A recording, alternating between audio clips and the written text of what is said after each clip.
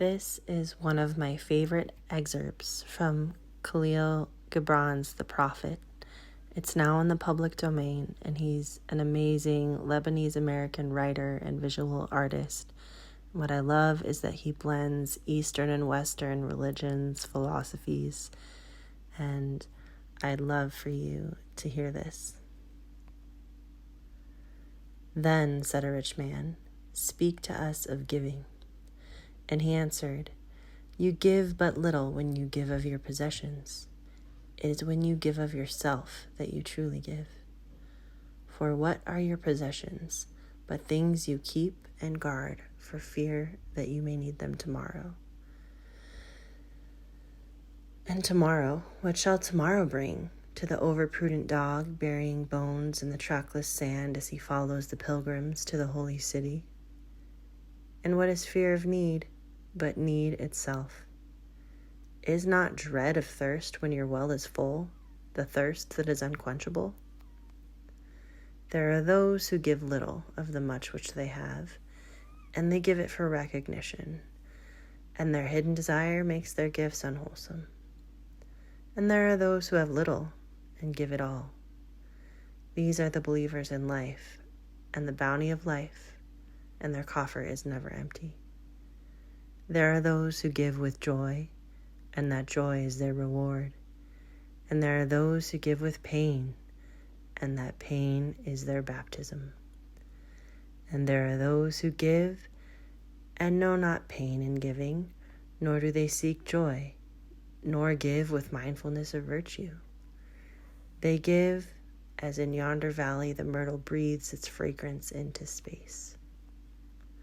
Through the hands of such as these God speaks, and from behind their eyes he smiles upon the earth.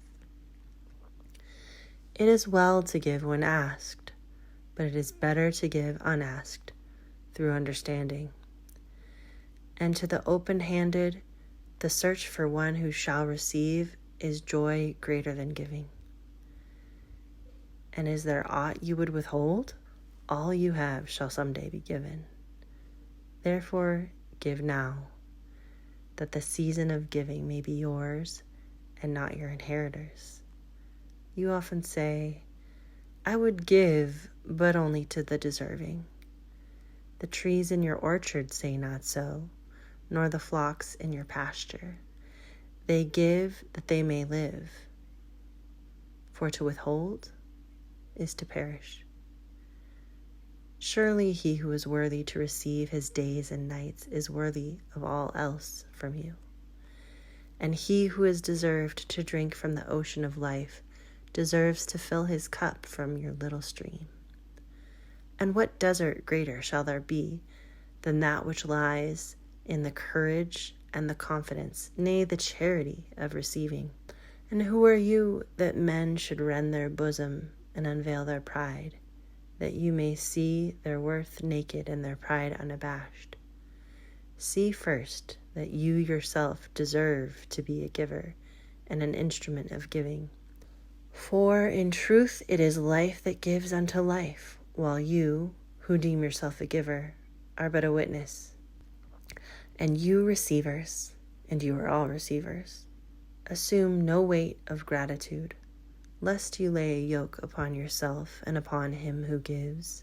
Rather, rise together with the giver on his gifts as on wings. For to be over-mindful of your debt is to doubt his generosity, who has free-hearted earth for mother and God for father. So many good lines in this, but my favorite is, "What is fear of need but need itself?" Because it flips our paradigm on money here. You know, the people that just need to accumulate more and more money, they're the ones most in need. But the ones who would give everything, their coffer is always full. And it just redefines what we think wealth is. So thank you, Khalil Gibran, for your wisdom.